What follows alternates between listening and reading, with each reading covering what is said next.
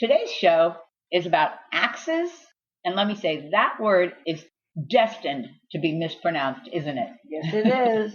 Hatchets and tomahawks. This is Wildcat Dojo Conversations. Hi, and welcome to another episode. Sensei Michelle here with Sensei Jackie. Hi. And Landon. Hi, everyone. And today we're with Sensei Randy. Hi. I say Sensei Randy because just a Sunday a week ago, we had black belt promotions. And he's gone from brown belt to black belt, so congratulations, right, guys? Congratulations, Sensei. Thank you. And you can see that promotion on YouTube. And they can visit our Twitter page for a link or DM us on Twitter for the actual links. Okay, here we go. I had so much fun doing this research, didn't you guys? Oh, I loved it. And I'm going to interrupt right away to say this quick descriptive fact. Everyone knows what an axe is, right? Right. Okay. So obviously they come in different sizes, but they're also made to be used with two hands, not one hand. So imagine two hands. So hatchets are axes that are made to use with one hand. So a hatchet is an axe with one hand, and the tomahawk is a lighter version of a hatchet. And that's according to Healthy Handyman. So there you go. Okay, so I got it. Hatchets are small axes, Yes. and tomahawks are a little lighter. Yes. That's it. I'm on board with that. And I'm going to add something for clarity also. Axes have a lot of parts, which I did not realize. They have at least over 10. Okay, but for today, we're going to keep it simple. So we're going to use blade edge to talk about the cutting side, and we're going to use butt to talk about the side opposite the cutting edge. And then where the head meets the handle, we're going to call the eye, and the handle, we're just going to call the handle. Really? Actually? Seriously? I'm not going to give it any special name. Sounds like a good idea to me. So we used a ton of sites, but the one that is fun to say, you want to try it, Landon, is Axthis.com. I love this site. You gotta So love a it's good pun. ACTHIS, right, Landon? You gotta love a good pun. I do love a good pun. Us. So my suggestion to the audience is Google it because I thought they were funny. They were. Look at here where I wrote right away. We may have listeners who don't think puns are funny, and we would love to hear from you. Us. Or if you do think they're funny, we would love to hear from you. Us. So you're going to let us know on Twitter or Facebook at Wildcat Dojo or on our email at dojoconversations@AOL. Hey, didn't I get that out quickly? That was excellent. I've been having that ready in there when I looked up the puns. I saw excellent. I was so excited to say it. Okay, getting back to axes. Did you guys think that there would be a lot of different types of them? Well, according to Axthis, there's lots of specialty axes, but I picked a few to name. There's a felling axe for chopping down trees. There's one for ice, one for carpentry. Firemen have their own type of axe, and there are ones made for just throwing. That's right. And I want to mention this axe that's called an adze, A-D-Z-E. The blade, instead of being lined up with the head, sits perpendicular to it. And I did watch this video of a guy slicing thin pieces off a wooden beam. He straddled the beam and he brought the adze back toward him. It was wild, and he cut such thin pieces of wood with this very large adze. Fascinated me. I wanted to try it. I asked Jay about it because it confused me as to why he used that tool. Right. And Jay said that the adze is good for hollowing out logs. So if you were using it to make a canoe Right. or anything that you wanted hollowed out, that would be when you would use that tool. And I looked a picture of it up, and how I would kind of describe it is it looks kind of like if an axe and a hoe were mixed together. Yeah, that is a good description. That is with a sharp edge on the hoe part. And the handle being only half as long as a normal hoe. Right. Yes. Jay also said that the adze is pretty old. I found where it dated back as far as the 12th century, and its predecessor, that was called an Edessa. It dates back as far as the Stone Age. That's a perfect segue because we're talking about history. So I'll start by saying the axe dates back to the Stone Age too. I read that too, and it was called a hand axe because it didn't have a handle. It was just made of flint where one side was super sharp and the other side was round, so you could hold it. Okay. When did all this happen, Sensei Jackie? Well, the first historical finds prove that the people at the time lived by hunting and fishing, and it dates back as far as the early Stone Age, about 2.5 million years ago, and then lasted until around 10,000 years ago. A fun fact is that this was the end of the last ice age. So you know that makes me think of the Ice Age movies, right, guys? Of course. Isn't that the one with the little Thing With the that baby. that, like, I don't know what it's called, but it has that animal that always drops the acorn on the ice and makes it split in two. That's his name, That's the Sid? main I think it's a squirrel. It's Sid the squirrel. squirrel? Oh, Sid okay. and Scrap. Have you seen the movies, Randy? No, I haven't. Oh, I just I'm the know only the, one. For once, I saw one of them. Oh, thank For goodness. once. I have not seen it. No, They're but funny. I the- love them. the only thing Oh, I've seen that's is a good the movie. Ice Age Shuffle Oh, that thing's with hilarious. Sid in it. Are they dancing? Like it's kind of like the electric slide. You know, you slide It's to the like left the and right, electric slide, but then it's like on ice. but it's Ice so Age. they just like slide and then they fall. Oh my God, I'm gonna look that up after we're done. That's great. All right, where are we, Landon? Do you even know? Us. So I want to say something about the hand axe before we forget to say it. On that show you like, Sensei Modern Marvels, they show a guy using a hand axe on some roadkill. Ew. Oh, I remember seeing that. It's not very appetizing, but if you have the stomach for it, it's definitely worth a Google search. Not to be too graphic. Ooh, that's gross. I'm not going to say that. Want me to say it? Okay. All right. I'm going to say this last part because it is graphic. The hand axe, which is a stone, it slices through that animal. Honestly, like it's not even difficult. Like butter. I didn't want to say that, but Go yeah. that far. No, she's right. You got to Google it to see. It's really, really amazing how sharp it is. Which is to tell you, if you were to find something like that on the ground, don't touch that sharp side against you because it will cut you. And ew and gross to it, but that's life, right? Yes. I'm going to sing the circle of life and go back to movies. No, please do that. Lion King. Okay, Randy, try to get us back on track. Yes, I've got something around 3,000 to 3,400 before the Common Era, which is about 5,000 years ago, is when handles started being attached to hand axes. And they had two ways of connecting it. One was where they sort of tied together, and one where they made a hole in the handle and pounded the stone cutting edge into the handle, kind of like the axes we have now. Us. How ingenious the people were. It made me be so impressed. The MacGyvers of their time. Oh, that's funny. Okay. Unless you guys have something else, I'm ready to move on to my favorite subject and yours, axes as weapons. Oh, I thought you were going to say self-control. Well, there is a modicum of self-control needed with axes as weapons. That's true. Are you going to start us out here? I think so. Did you know there's a whole culture around battle axes, and it dates back as far as the Bronze and even the Stone Age? Really? I did not know that. So I was curious, so we looked up the ages, and we came across the site, Archaeology for Kids. It says there are three main ages. The Stone Age, which started with prehistoric man and lasted roughly 3.5 million years. Then came the Bronze Age, which was from around 2000 BCE, till the Iron Age, which started in 1200 BCE.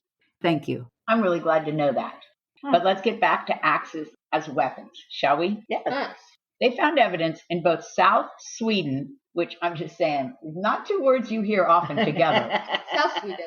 and in Norway of axes used specifically for battles. And they dated back to 3000 BCE. Really? They were made of stone. That's cool. That's Yes, really cool. of course. Okay, Rand, you're up. Yes. Archaeologists found one example that dated back 1000 BCE where the axe head is inserted into the wood and tied in place. There were pictures that are worth Googling if you had some time. Really? Yep, this is cool too. In the Bronze Age, they could make molds and sort of mass-produce weapons. Oh. So manufacturing before Ford. And before assembly lines. Oh, my goodness. Before we jump to the Middle Ages, Sensei Randy, give us a Viking fact or two, please. Us. I bet most people know that axes were popular with the Vikings. What stood out to archaeologists was that Viking axes had longer handles and thinner blades. This made the axes super light. And I have one more thing. This type of axe was very common at the Battle of Hastings in 1066 CE. We've talked about the Battle of Hastings before. That's why we kept that fact, because that seems to be a place where a lot of weaponry came together, doesn't it? Yes. And I believe it's where the big modern push for weapons started coming out. That's what I think too. Okay, on that note, we're going to push on to the Middle Ages and to the Renaissance. So that's basically the 11th to the 16th centuries. At the time, people carried two axes, a small one with a short handle on their belt and a long-handled one. Knights used them when fighting on foot. I did read that. And I also saw that a common feature on their axes was where the butt end had an iron spike. Okay, ew. And I'll add one more thing. Axes, at that time, were being designed to go through the metal armor. They must have had to be extremely strong to go through the metal armor. I'm not sure if axes are just bringing up a lot of gross facts, or you're getting all the gross facts, Landon. I don't know. Because I wrote right here, it does sound like a brutal way to battle, doesn't it? Oh, miserable. I agree, and I have one more thing. There was an axe at the time called a bearded axe. It was extra large, and the cutting edge looked a lot like a saber. So it kind of spear-ish in a way. I saw that. And that's a perfect way to lead in to the fact that as swords gained popularity, axes begin to wane as far as using them in battle. True. But at the same time, axes grew in popularity with ordinary people. They used them for defense against bandits, to keep their home safe, and also as a tool. Interesting. And on that note, I'm going to say there is no easy way to segue into the introduction of the axe as the weapon for executions. I mean, there's just no way to start that conversation. So we're only going to stay here for a minute. But I do think it's worth mentioning because until I started doing this research, I had forgotten that existed. So did I. Okay, are you going to start us out here? Yes. Another gross one for you? For those who know me, I'm not a gross person. No, not at all. Very positive. I'll start us out with this one. What happened was that the broad axe gradually began to replace the sword as the tool of choice for beheadings. Can't believe that they have a tool of choice for that. This happened during the later part of the Middle Ages. Yes, and we read that in Sweden, beheading with the broad axe was used in the 18th and 19th century. The last one was of a guy named John Philip Nordland and happened on December 10th, 1900. He was beheaded by a man named Albert Gustav Dahlmann. I would not like that job. Wow. And I'm adding that the broad axe was retired, and then the guillotine was used in executions in Sweden. That does sound like you're going from the frying pan to the fire, but at least you don't have to be right up next to the guy. You could be a couple of feet away if you're doing the guillotine. You're right. And I'll finish with one last weird fact. The guillotine was only used once in Sweden in 1910 because that was the last execution in Sweden. Actually? Yeah, that's what they wrote. I didn't know that. Okay, we get one fun fact each, and then we're moving on to hatchets. I'll start with something that I hadn't really thought about before I read this.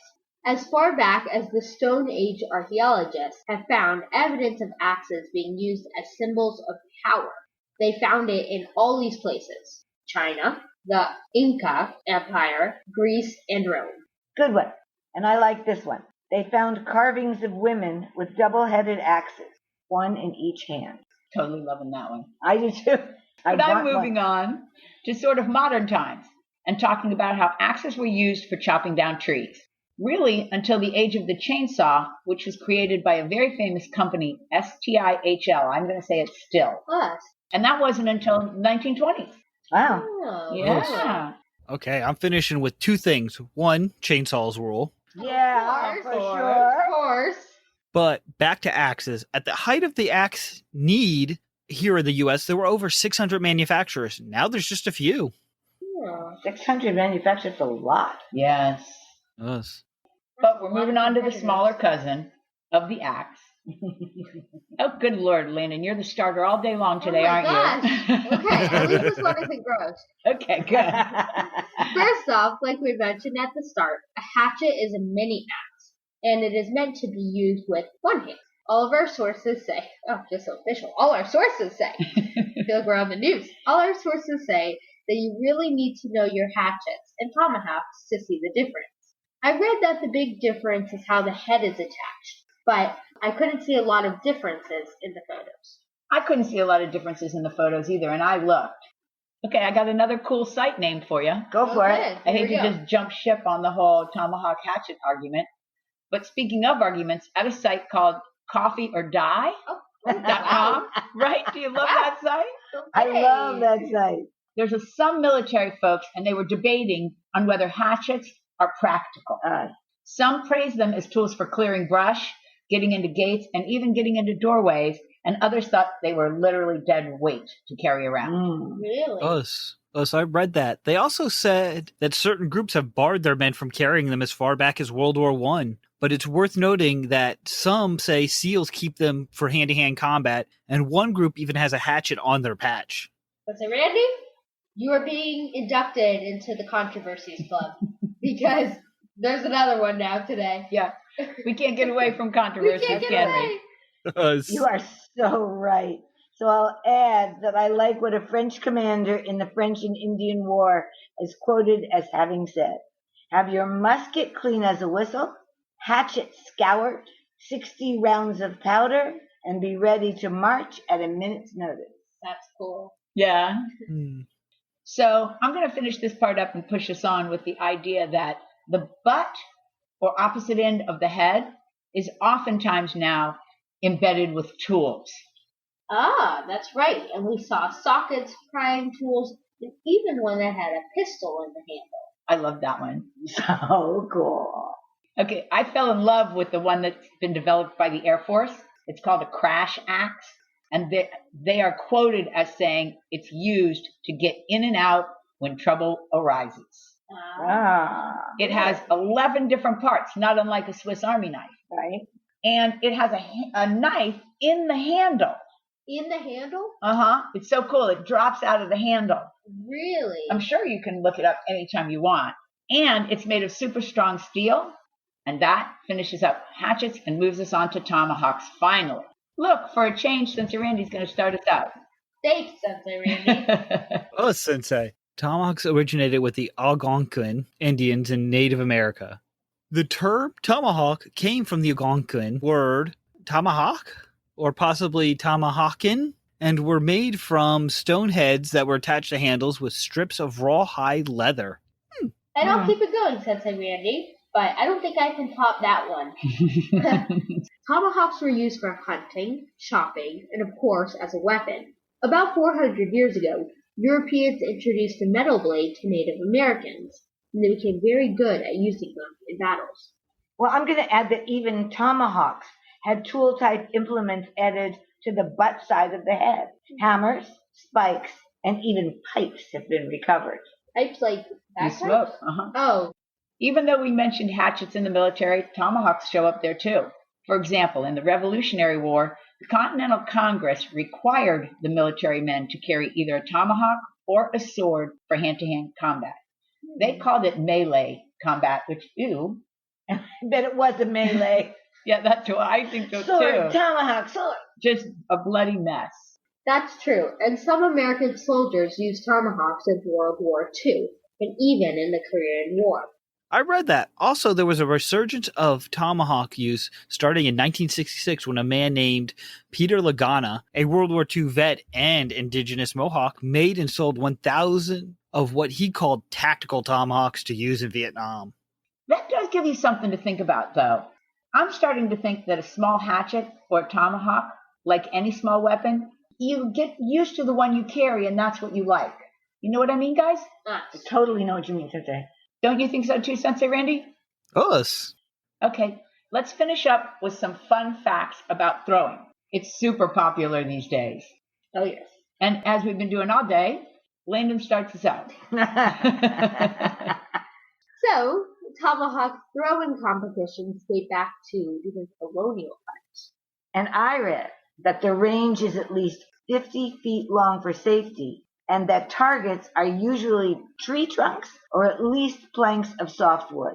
I'll add that a good throwing tomahawk has a handle that's 12 to 24 inches with a cutting edge that's no bigger than 4.5 inches, and the butt is benign for safety and good throwing balance. And I'm going to finish it off by saying that none of us has much experience on this one. But I hope someday soon that we get out to throw some hatchets and tomahawks. Don't you guys? Oh, I would Yes. love that. That will be fun. Yes. We're going to set it up as a field trip, and we will report on Twitter our findings. Yes. So I'm going to make this one nice and simple and finish up with a shout out to the audience. We need your stories. Yes, we do. We want your stories about axes, hatchets, tomahawks, or any other throwing or chopping implement.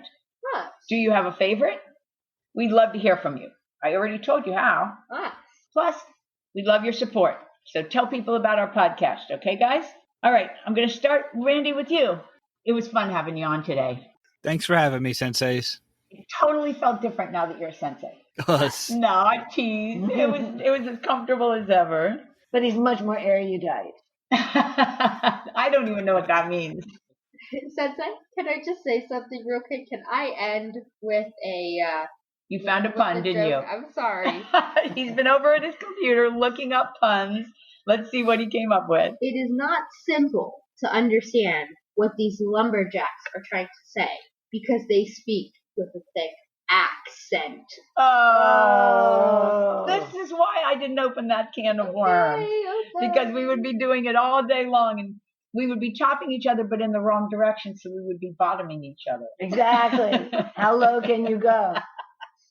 All right, Sensei Randy, thanks again. Say goodnight. Good night. Or goodbye. Bye, everyone. Goodbye. What a pleasure. Are you looking to buy martial arts gear? So why not support a specific small business? Our sponsor, Honor Athletics Martial Arts Supply.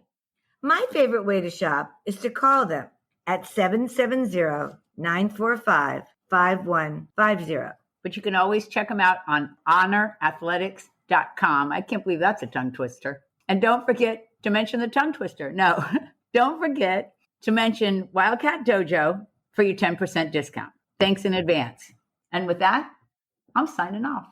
Thanks for being here. Hope you join us again on Wildcat Dojo Conversations.